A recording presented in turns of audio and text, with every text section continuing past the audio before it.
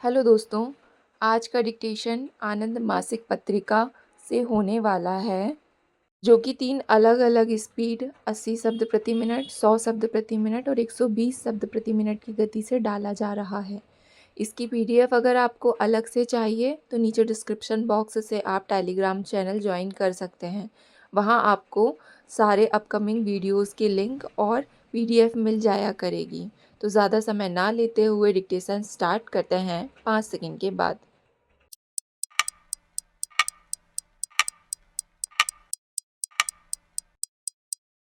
Start. सभापति महोदय, स्वतंत्रता मिली तो पंडित नेहरू ने नारा दिया औद्योगिक क्रांति का। जब उसके बाद लाल बहादुर शास्त्री जी आए तो उन्होंने जय जवान जय किसान का नारा दिया और जब श्रीमती इंदिरा गांधी आईं तो उन्होंने नारा दिया गरीबी हटाओ और समाजवाद लाओ। इस नारे ने कुछ लोगों की कठिनाई भी दी तो 1977 में एक परिवर्तन आया। कुछ संघर्ष लोगों ने किया, कुछ बड़े बड़े लोगों को राहत दी। हरित क्रांति का प्रश्न उठा, समाजवाद और गरीबी हटाओ की बात बली तो उससे प्रतिक्रियावादियों को बहुत कठिनाई होने लगी। उस परिवेश में जो लोगों को कठिनाई हुई तो 1977 में लोगों ने संघर्ष छेड़ दिया और श्रीमती इंदिरा गांधी को पद से हटा दिया। अब मैं मजदूरों का प्रश्न रख रहा हूँ। जितनी क्रांति इस देश में आई उससे उन गरीबों को भी कभी भी कोई लाभ नहीं मिला। हम 55 वर्ष की स्वतंत्रता में उनको अभी तक संगठित नहीं कर सके हैं। इसलिए इस संबंध में मैं सुझाव देना चाहता हूँ। आप हर प्रखंड में 2 पदाधिकारी रखिए, एक स्वराज के लिए और दूसरा विकास के लिए। विकास से और राजस्व से जो गांव में प्रभावित लोग हैं उनको लाभ होता है। जो बीच के लोग होते हैं उनको ना तो राजस्व से लाभ होता है और ना ही विकास से। उसकी झोपड़ी में आज भी एक ईंट नहीं लगी हुई है। जिसके पास साधन है, पैसा है, वही उसका उपयोग करता है।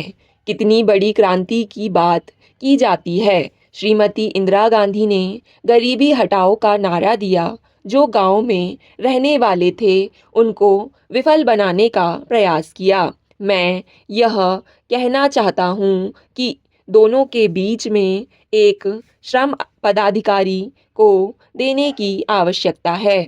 वही सेटअप जो राजस्व में कर रखा है और आज वही विकास के लिए कर रखा है। अगर ऐसी व्यवस्था करेंगे तो मुझे यह कहने की आवश्यकता नहीं थी कि आपके विशेषज्ञ ने अपनी रिपोर्ट में कभी भी इस चीज़ को नहीं दर्शाया है। जैसा मैंने कहा है उसको करने से प्रशासन में पूरी शक्ति आएगी और फिर प्रशासन चुस्त होगा। सभापति महोदय, मैं श्रम मंत्रालय की मांगों का समर्थन करता हूँ। जब से माननीय मंत्री जी ने इस विभाग का कार्यभार संभाला है तब से इसमें काफ़ी सुधार लग रहा है। पहले ऐसा लगता है था कि कोई इसका विभाग ही नहीं है। अब लगने लगा है कि कुछ ना कुछ इसमें होने वाला है और मज़दूरों के लिए सुधार होने वाला है। इन्होंने अपने छोटे से शासनकाल में जिस प्रकार का काम किया है, जिस प्रकार का सुधार लाने की कोशिश की है, जिस प्रकार के कानून और नियम श्रमिक की समस्याओं को दूर करने के लिए इस पार्लियामेंट से सत्र में लाने जा रहे हैं, वे निश्चित तौर पर स्वागत योग्य हैं। हमें श्रमिकों के कल्याण के लिए सोच समझकर कदम उठाने चाहिए और ठीक प्रकार से उनकी समीक्षा करते रहना चाहिए। सभापति महोदय, कांग्रेस की सरकार जब से इस देश में आई, उसने मजदूरों के हितों में बहुत से कानून बनाए हैं। ये जितने इधर से बोलने वाले लोग हैं, वे शासक लोग हैं, शासन करने वाले हैं। इन्होंने कभी भी मजदूरों को आगे बढ़ाने का काम नहीं किया। आप देखिए, श्रम विभाग की जो रिपोर्ट है, उसमें कहा गया है कि पश्चिम बंगाल ने सबसे ज़्यादा कार्य दिवस खोए हैं। अगर किसी ने सबसे ज़्यादा देश का नुकसान किया है, तो पश्चिम बंगाल की सरकार ने किया है। उस सरकार ने तारीख 19 को हड़ताल में शामिल होकर इस प्रकार का नमूना पेश कर दिया, जो दुनिया में आपको कहीं भी देखने को नहीं मिलेगा। दुनिया में कहीं भी ऐसा नहीं हुआ है कि हर जगह की सरकार ने हड़ताल कराई हो, लेकिन दुनिया में पहली बार पश्चिम बंगाल की सरकार ने किया। इसलिए मैं कहना चाहता हूँ, इस देश में भी इस तरह के लोग रहते हैं जो इस देश को बिगाड़ने के सिवाय, देश को कमज़ोर बनाने के सिवाय कोई दूसरा काम इस देश में नहीं कर सकते। इस प्रकार के लोगों से देश को सतर्क रहने की आवश्यकता है, वरना ये लोग देश की दशा को बिगाड़ने में कोई कोर कसर नहीं रखेंगे। मैं मंत्री जी से निवेदन करूंगा, आप तारीख 19 की हड़ताल को देखिए।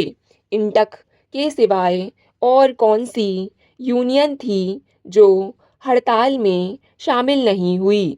दूसरे जो भी संगठन हैं, सब ने इस बात की कोशिश की कि देश की आर्थिक स्थिति को बिगाड़ा जाए, देश की शासन व्यवस्था को बिगाड़ा जाए, जिससे यहाँ कोई सरकार बनी ना रह सके। इन लोगों की करनी से इस बात का अंदाज लगता है कि ये लोग जिस देशभक्ति की बात करते हैं, उसमें संदेह पैदा होता है।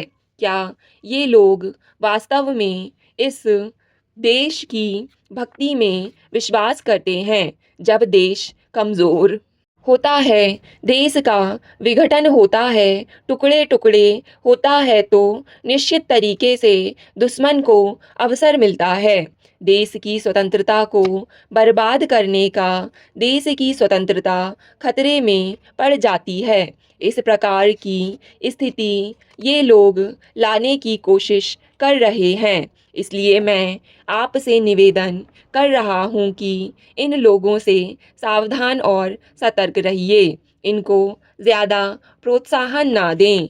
ये लोग डंडे के बल पर कहते हैं कि जांच नहीं होनी चाहिए, चुनाव होना चाहिए। चुनाव की बात ये क्यों कहते हैं? इसलिए कि लाठी के ज़रिए, बंदूक के ज़रिए, चाकू और छुरी के ज़रिए मज़दूरों को डरा धमका कर उनके वोट प्राप्त करके उन पर काबू करना चाहते हैं। कितने वर्षों से मज़दूर उन स्थानों में विश्वास रखते चले आ रहे हैं, कितने वर्षों से चंदा देते आ रहे हैं, कितने वर्षों से उस संस्था को पनपाने में अपना योगदान दिया है। उन संस्थाओं के सदस्यों से डंडे के बल पर वोट प्राप्त करके मान्यता ले जाएं। यह प्रजातांत्रिक तरीका नहीं है। स्टॉप। डिक्टेशन पसंद आए तो वीडियो को लाइक तथा चैनल को सब्सक्राइब ज़रूर करें। धन्यवाद।